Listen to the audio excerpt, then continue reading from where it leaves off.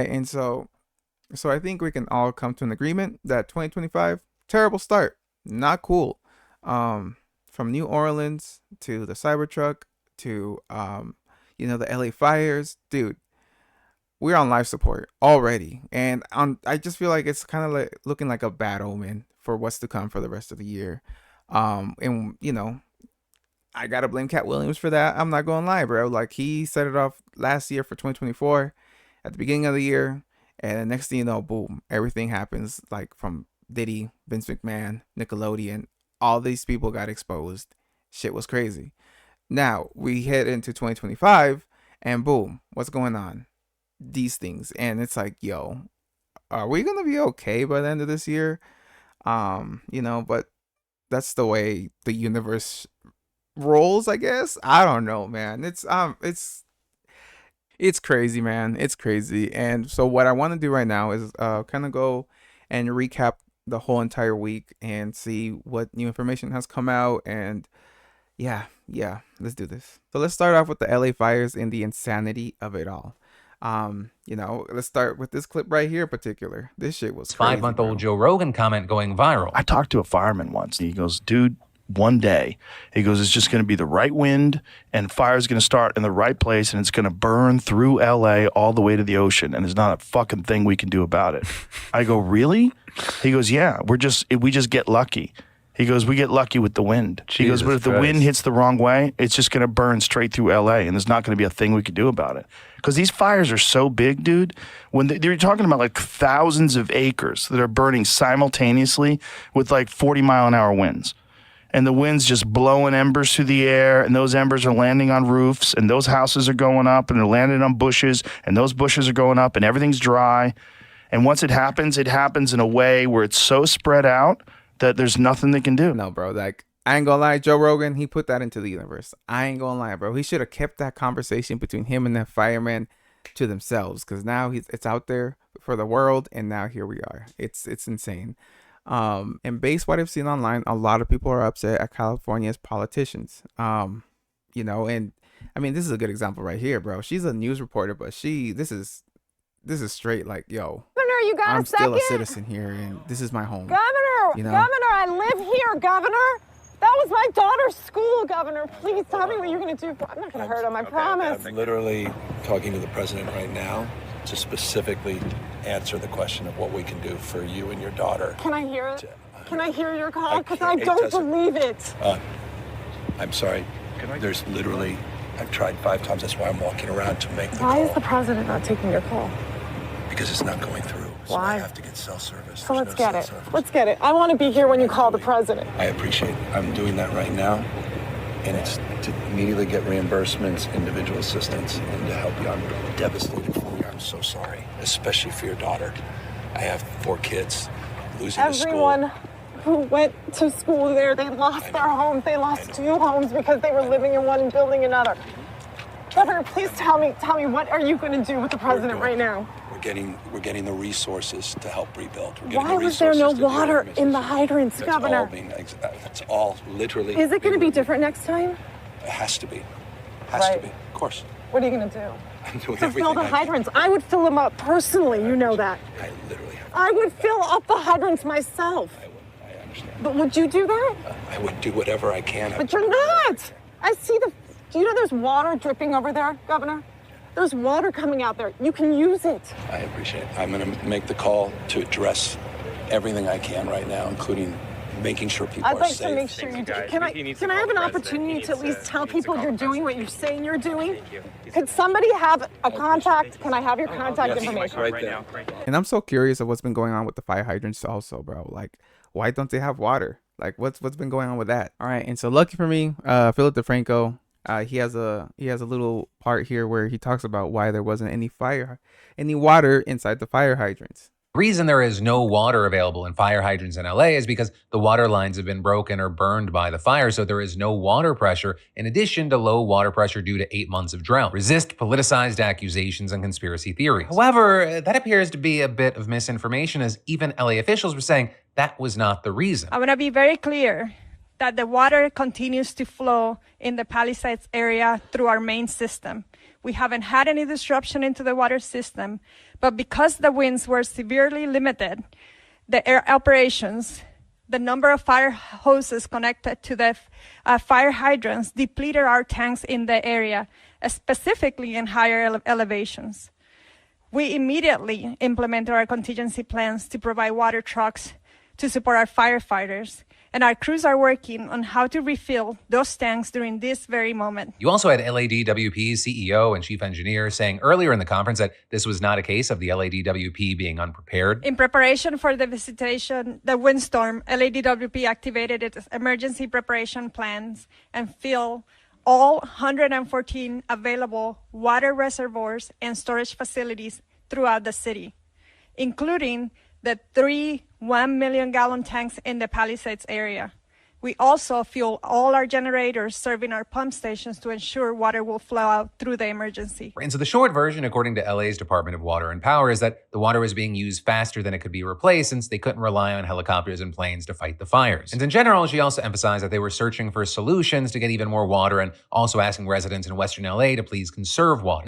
And so the question is, why don't they just use like ocean water, like a bunch of ocean water to, to fight these fires? And here's an article that's saying why California can't use ocean water to help fight the wildfires. Satellite imagery of the fires show them burning only miles away from LA's Pacific Ocean shoreline. How could firefighters run out of water when there's a massive body of it just down the road? Yeah, man, that's my question. So in theory, seawater in theory could be used to help a fire, but its salty components can do more harm than good, which is why firefighters typically avoid using it unless absolutely necessary. Salt is corrosive and it can damage metal equipment, including critical equipment in water dumping planes and fire pumps. There we go. According to technology.org, salt can also reduce the cooling effect of water, meaning the salt can be less efficient as a firefighting tool. I don't know why I said that. Salt water also carries a charge better than fresh water, making it slightly more dangerous for firefighters. Found the solution for 2 fires, California. It's called water. Thanks, Daniel. Appreciate it, Dick. Using seawater to fight wildfires is not done, and mess up 2 reasons: firefighting equipment damage or harming plants and ecosystem. So that makes sense, right? That makes sense. The reason why they don't use ocean water is because it will damage it will damage most like plants, ecosystems, the firefighting equipment. It makes sense. That makes sense. I said firefighters do sometimes use salt water to fight fires. They just have to be careful and selective when to employ those methods. I think it's a safe bet to say now is definitely one of those times. It's just dang, bro. And something else that I've also read is that some of these firefighters are inmates. Let me see if I can find that. Here we go. Inmates are fighting California wildfires in long-running and controversial practice. The 800 incarcerated people are among the more than 7,500 personnel helping fight the historic and destructive Southern California wildfires. The 5 raging wildfires have destroyed homes, businesses, landmarks throughout Los Angeles. As of today, 783 firefighters have been working around the clock, cutting fire lines and removing fuel from behind structures to slow fire spread, including 88 support staff. California's Department of Corrections and Rehabilitation said in a statement to NPR on Thursday, "This is not a new practice. California has relied on incarcerated firefighters since 1915. A prison labor has been used to respond to emergencies and disasters nationwide for centuries," said Bianca Tylek. Tylek opposed to the continued use of inmates as firefighters. The system is seen as exploitative. California's Department of Corrections says individuals who are part of this program are voluntarily and are paid between $5.80 to $20.24 per day.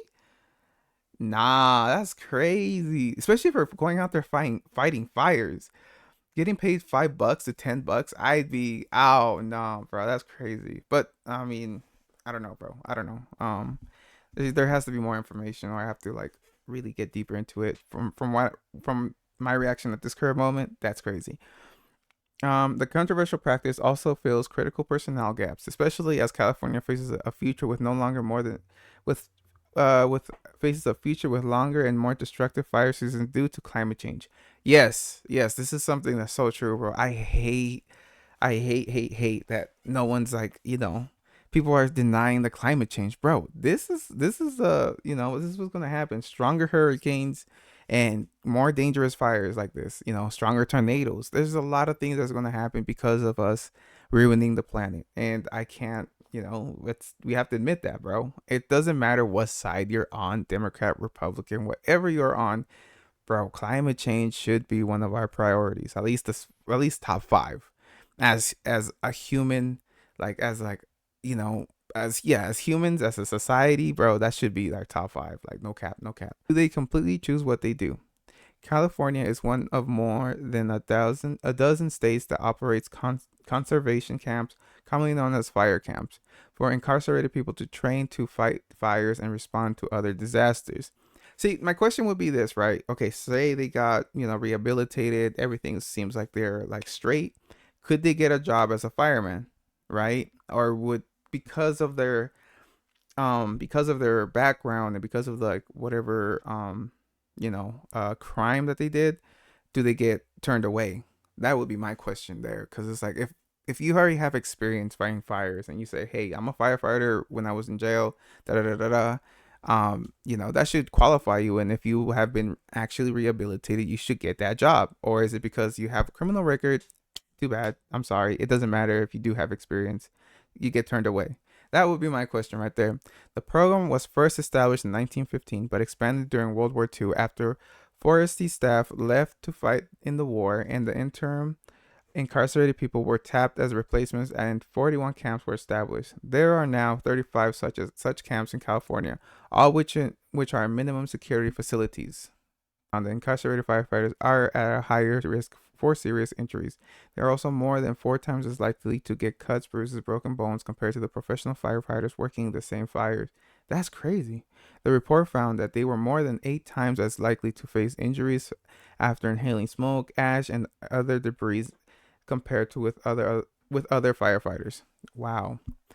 California's correction department said incarcerated people do not face disciplinary action if they choose not to serve their time in a fire camp. The inmates also undergo safety and first aid training as part of the program. Okay, that's cool. That's cool. I mean, this is like, it's cool because it's giving them, I guess, like a way out. I'm just hoping that they do get jobs as firefighters, or at least like something in similar in the field where they can, help out like that if they really are rehabilitated. That would be cool. That'd be cool. While most inmates receive little to no pay, nationwide incarcerated workers produce more than 2 billion a year in goods and commodities, and over 9 billion a year in services for their maintenance of the prison where they are warehoused. 2022 joint report, a 2022 joint report from the ACLU and the University of Chicago's Global Human Resources found, since 2018, the year in which Colorado banned the use of unpaid prison labor, a movement emerged calling the states to change their constitution to remove the 13th Amendment exception. An NPR investigation found that even in the states that approved this change, prisoners were still being used for low underpaid job labor. In 2024, California and Nevada brought the question of banning the practice of using prisoners as unpaid labor to voters. Nevada's voters approved the ban, while California's voters rejected the Proposition 6. Okay, Halleck said changing voters' mind on the issue is ongoing effort. The ongoing Southern California wildfires really illustrates that why the effort was so important, she said. As hundreds of incarcerated people take to the front lines of these wildfires to defend personhood and property of people around the Los Angeles area and California, I hope the Californians can start realizing their value. Use of inmates has been a thing that's been going on since like 1915, apparently, man. It's nothing crazy. Most of them do volunteer, most of them, and they have to be properly rehabilitated or show like, oh, this guy's going into the right direction and has interest in this.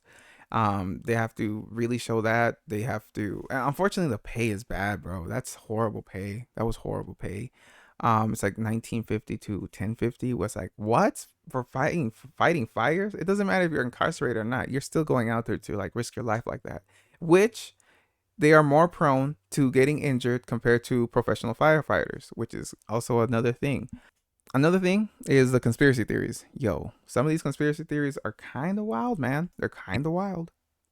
Theories related to all this. Some just kind of funny and some just weird. Like there's one guy who was implying something was up because the streets weren't burning when everything else was, to which the community notes had to just say, concrete doesn't burn. But then this also, as others were going the full elites are up to something narrative, saying things like, rumors are circulating that the Pacific Palisades fire was started by a satanic ritual. Pay close attention to the location where the fire began. The address stems from behind this creepy red roof mansion that is straight out of a horror movie. I am launching a full investigation into the neighborhood and the owners of those compounds. The elites will never again be able to operate in the shadows. And with that, like every good conspiracy theory, there's just a dash of truth at least in there. Because yes, the fire was reportedly started in a backyard according to officials. Not to mention that the creepy red roof mansion is just kind of a way to say you're not from Southern California without saying you're not from Southern California. But that's just a generic Spanish colonial style home. It's something that's very popular in SoCal. Like every house in that neighborhood has it, and not because they're secret Satanists. Also, as far as why this guy was saying this, you had community notes saying apparently that he makes these insane claims all the time to generate ad revenue on his post, which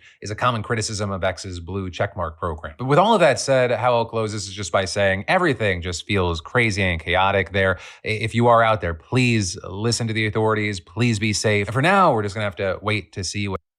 Yeah. So the conspiracy theories have been conspiracizing. There's also one. Let me see if I can find it. So let's go over these conspiracies, man. People were claiming that they saw lasers, but then that quickly got debunked. They also claimed that it was it harpa or whatever, well, like the one where you control the weather. That's what's causing the Santa Ana winds to be so strong this time. But we all know it's climate change, bro. Come on, guys. And that they were claiming that. And all those got quickly debunked. But for me, I think the one that's been a little more that has taken me back a little has to be the 15-minute city conspiracy, right? Where if you don't know what 15-minute city is, I don't know what a 15-minute city is. Basically, it is an urban concept in which most daily necessities and services such as work, shopping, education, healthcare, and leisure can be reached by a 15-minute walk, bike ride, or public transit ride from any point in the city. The approach aims to reduce car dependency, promote healthy and sustainable living, and improve well-being and quality of life for city dwellers. Implementing a 15-minute city concept requires a multidisciplinary approach involving transportation planning, urban design, and policy making to create well-designed public spaces, pedestrian-friendly streets, and mixed-use development. This change in lifestyle may include remote working, which is reduced daily commuting, and supported by the recent widespread availability of information and communications technology. The concept has been described as a return to local way of life. As people spend more time working from home and near their homes, this is less demand for large central office spaces and more need for flexible and local working spaces. The 15-minute city concept suggests a shift towards a decentralized network of workspace within residential neighborhoods, reducing the need for long commutes and promoting work-life balance. That's basically a 15-minute city. Everything will be within a 15-minute reach, right? And as people and so that's a concept, right? But a lot of people don't like it. Few people that don't like this idea of a 15-minute city was Joe Budden, and he was talking about it on his podcast. And let's just go over it, man. It's pretty interesting. Smart cities. If in fact New York, New Jersey become smart cities, which I'm certain that they will at some point, y'all are staying? Isn't New York already one? Like weren't they saying that New York and California are kind of like? No. What does smart city fully entail? Basically, kind of what we see on Divergent, shit like that, where like the city is going to be encased, and then everything outside of the city like is in an electromagnetic field kind of shit? Kind of like TV shit. They've been kind of giving us a preview of where we going. And they're going to have a train. But from what I read, though, they said, like, you're going to have a window in which to run errands, shit like that. Like, if you behind in child support, you'll get 15 minutes to run your errands in the street. Oh. If you don't run If you're behind in tickets, if there's a warrant of any kind, if you're just not up to par. What'd you say? Yeah, like, that shit is disgusting. Yeah, they can take your property. It's deep. It's so what they saying is it's that a lot more than they just saying that the shit. social elite are basically out here, and we kind of see it. if you want to get serious or techie, but buying up all of the regular land. Like Bill Gates is probably the biggest landowner in the country now. Oprah just bought They just buying a bunch of farmland and just land that other people would look at as being useless. But if you have a certain group of people that own 70, 80% of the uninhabited land, they're going to force people to come into the certain land. You get what I'm saying? Now you fuck. You got to live under our confines. What did Oprah just buy? land, acres, like a lot of acres. Man, like tons. Like hundreds of acres. Thousands and thousands, yeah. So, like just shit that, again, that's not inhabited. Motherfuckers in... Well, to answer your question, I would not want to live in a city where it's none of it. Constant surveillance to that extreme. I'm about to say we're living in constant surveillance. Yeah, we are. That's what smart city but means. social ID, you're gonna have like the social ID. They got the airports now where they reading your fucking your eyes and all. Yeah. Nigga, that's why they trying to make us fuck with the what's the eye shit? The clear. To get on the plane? Clear. All of that. So now they got your eye recognition codes. Minority Report. They had this episode of Black Mirror where when you were, I know, right? When you were getting on like the, some kind of transit system, whether it's airplane or whatever the case is, they scan your eye and it scans your memories of the last, like, however long you said you were away, scans your memories to show proof that you were doing what you had. That you ain't doing no illegal shit. Exactly. Like that episode was. And SMART is an acronym for Surveillance, Monitoring, Analysis, Reporting Technology. No, I don't want to live in that. Yeah, no, I'm good. I'm good on that. I would like to be able to buy my groceries with my watch. But when you said smart, I'm thinking like intelligent. So my next question to y'all, and maybe we can expound on all of that is the same. Maybe we can expound on Patreon. But my next question is, if this happens in the next 5 years, what is your alternative? Get down and lay down. Move somewhere stupid. Yeah. Second world country. Well, I don't think there will be, really. I don't think there will be anywhere. You're not going to have many options. So yeah, man, that's the dark side of the smart cities, the 15-minute cities, dude. And yeah, it's basically a dystopia of like constant surveillance, like no freedom, everything. You don't own anything. You have to have a high social credit in order for you to even rent something out. It's pretty interesting. And so like I kind of want to go further deeper into this rabbit hole of like this smart city thing. And I want to start how these fires so happen to start, right? From what I saw, like a transformer power line supposedly might have started the California fire, which oddly enough, how the Maui fire started, right? Or claimed to have started too. They say that this was like the way that the Maui fire started, based off of this. And it's pretty interesting because there's recent images of a power line doing the same thing in California. These power lines running through Eaton Valley or Eaton Canyon here, arcing in the high winds on Tuesday just after 6 p.m. and within minutes it sparked a fire that exploded in size. Now, the person who owns the video is not releasing it to the media while the investigation is going on, but others in the area witnessed the same thing. Here is a photo Eyewitness News has obtained showing the very early stages of the Eaton fire. We have an approximately 10-acre brush fire across canyon underneath high-tension power lines. This image shot at 6:21 Tuesday night. Brendan Thorne, who lives in a house that backs up to Eaton Canyon, says his power flickered around 6:10.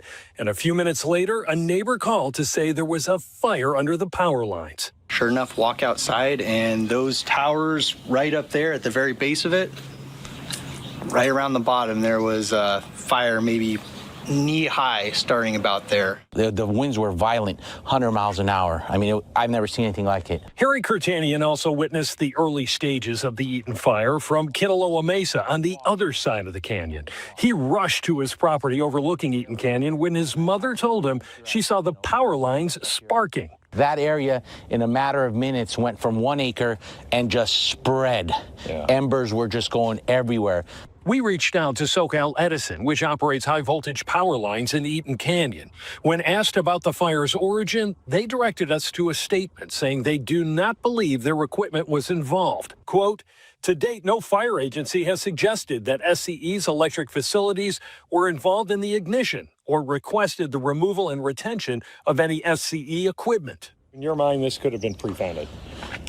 My mind, 100%. Cartanian, who's lived in this area for more than 2 decades, says it's been years since he's seen prescribed burns to remove flammable brush from beneath the power lines. You have a fire and the power line drops. If your brush around it is clear, you're not going to spread. Brush is not clear. It sparks. You got winds. It was a ripple effect, and the way the embers were flying were just dramatic. Down here is the Eaton Canyon Valley. Cartanian says he hikes it all the time. He says one thing he's noticed is that recently this whole wash area has been full of dry debris and dead brush. Fuel, he says, for that fire. It's dead. It's dry. You're leaving it basically as fuel. Make a decision. Either cut it or expect what you got today. Now, about that surveillance video showing the power lines arcing, the owner says CAL FIRE has a copy of it, so it is part of the investigation. Yeah, man, it's strange, man. I ain't gonna lie, that one's a little like, okay, why wouldn't the city clean up, clean up that debris, clean up that brush? You know, why wouldn't they get people out there?